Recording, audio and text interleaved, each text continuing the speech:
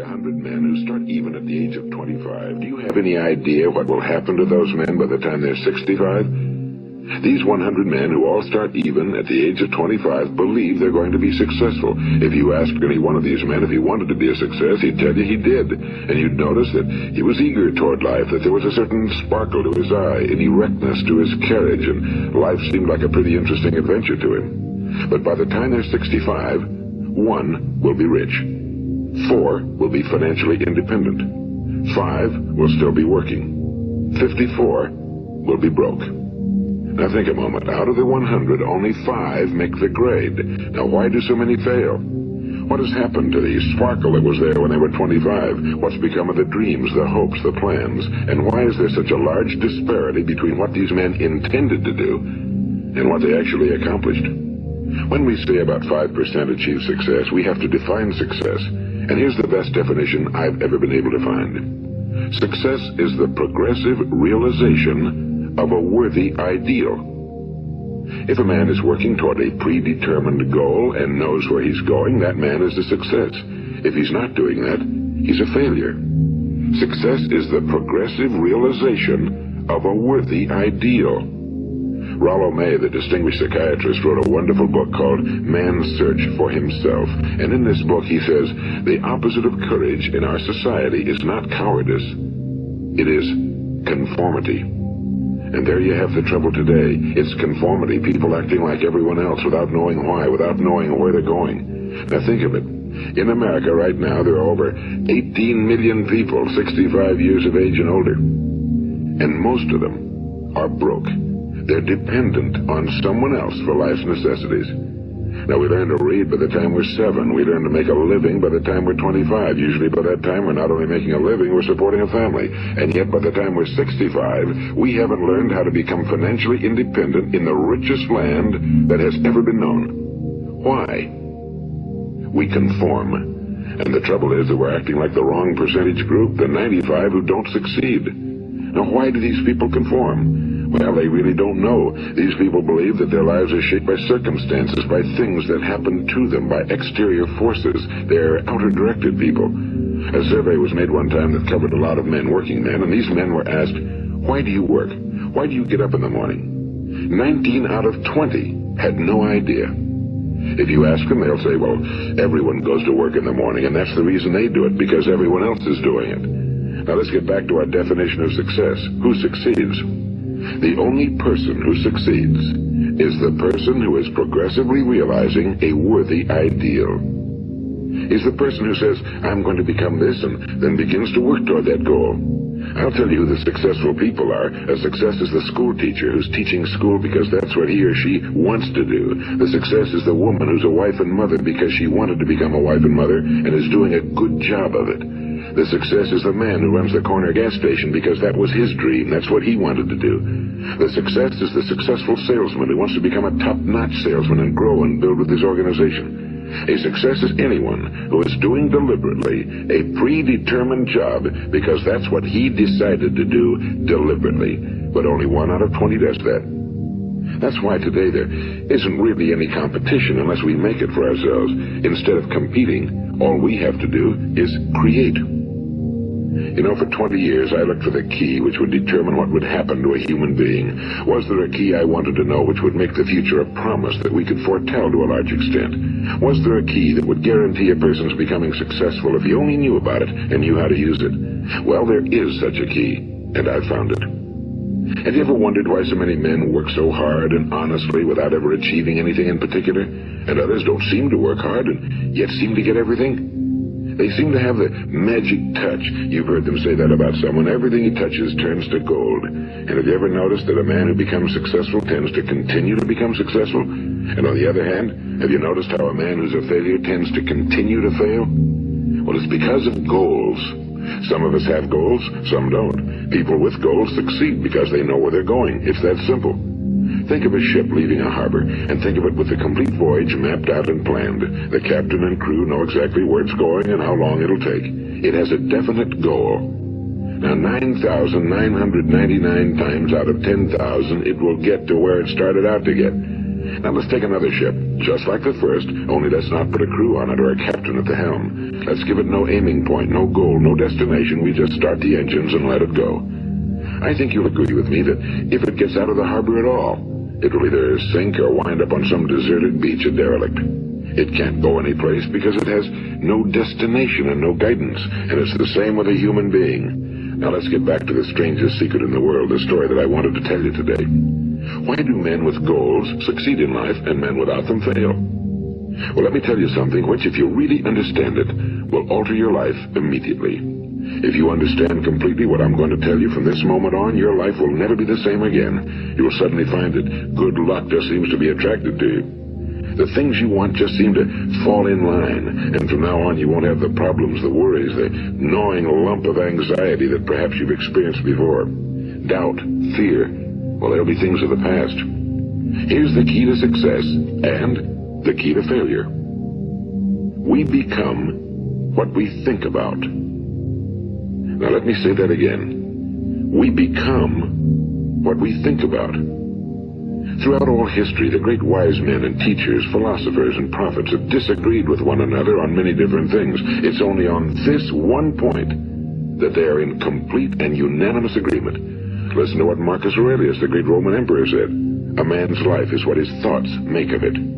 Disraeli said this, everything comes if a man will only wait. I brought myself by long meditation to the conviction that a human being with a settled purpose must accomplish it, and that nothing can resist a will that will stake even existence for its fulfillment.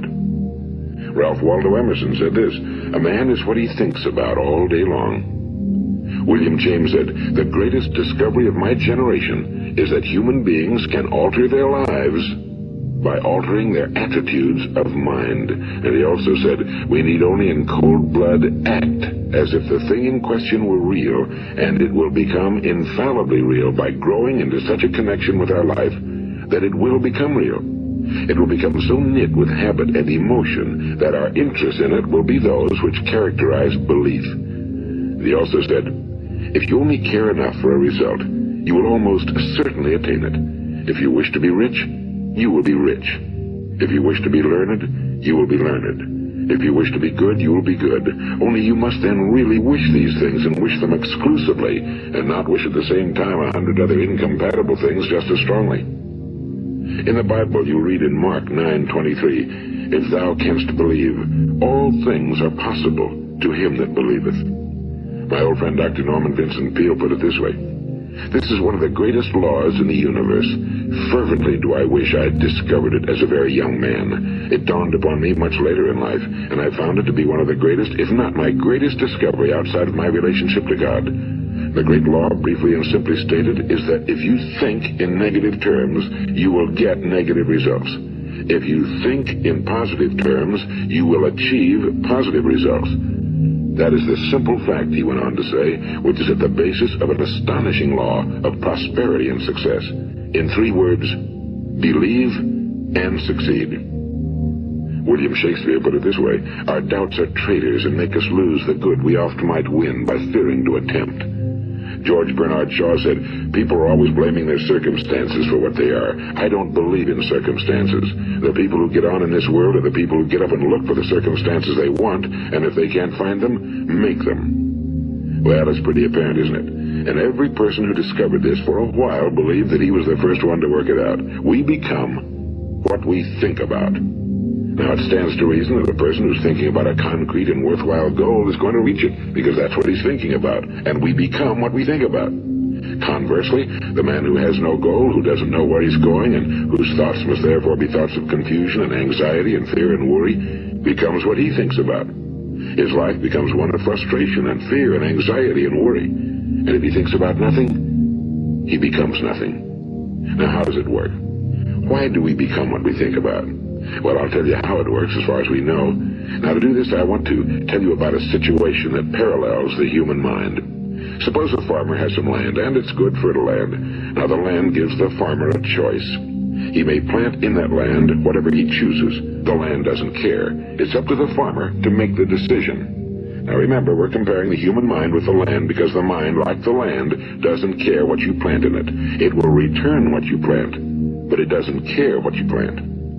Now let's say that the farmer has two seeds in his hand. One is a seed of corn, the other is nightshade, a deadly poison. He digs two little holes in the earth and he plants both seeds, one corn, the other nightshade.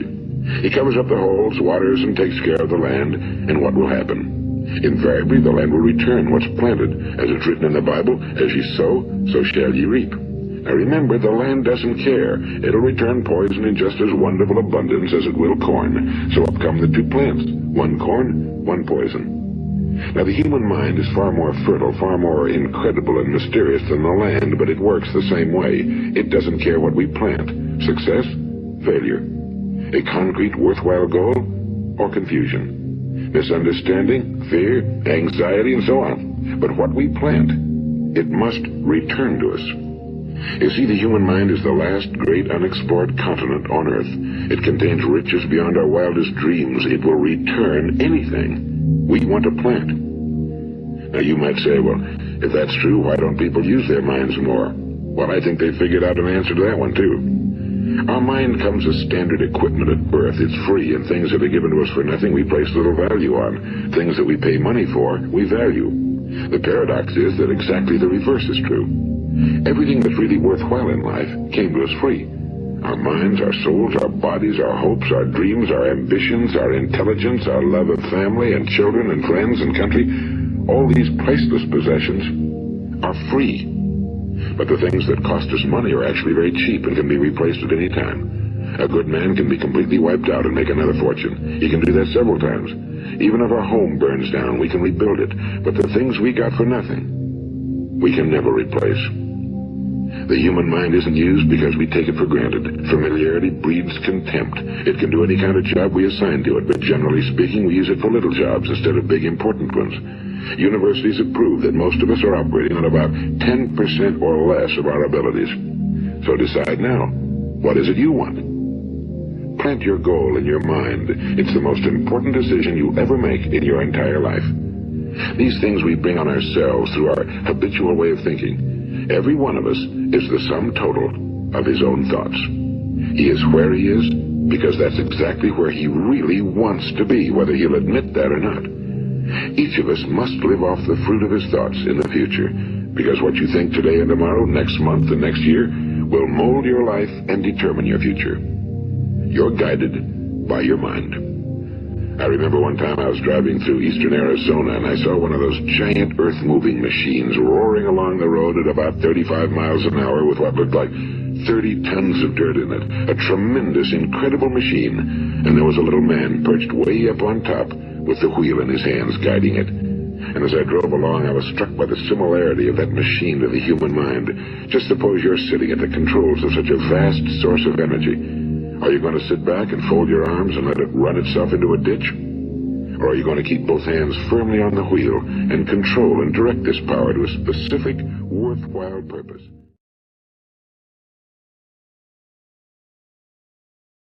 All Christ frequencies, all animal totems, elementals of fire, air, water, and earth, all divine beings of light, love, and ascension, named and unnamed, to activate the cells within my being who are your counterparts with the unified power of the One. I decree my highest good always operating in this now. I decree grace and mercy always operating in this now. I invoke, decree, and dream awake the full truth and reality of ascension in this now. I invoke and dream awake with every breath that I breathe the violet fire transmuting my whole being. I invoke and dream awake the full current of ascension in every cell of my being. I am ascended. I invoke and dream awake expanded God consciousness, fully realized in me as unlimited abundance, fulfilling my every need and desire. I invoke and dream awake the ending of procrastination, tiredness, blockages, obstacles, and unhealthy belief systems. I decree immediate abundance in my life. I invoke and dream awake my liberation from all karmic debt. I am infinite opulence. I invoke and dream awake my personal empowerment in every instant that anyone is impacted by my being and creations. I invoke and dream awake the infinite empowerment of my sexual, spiritual, mental, emotional, physical, and financial relationship with life. I invoke and dream awake sacred sexuality, erotic innocence, and always express the sacredness of sexual force,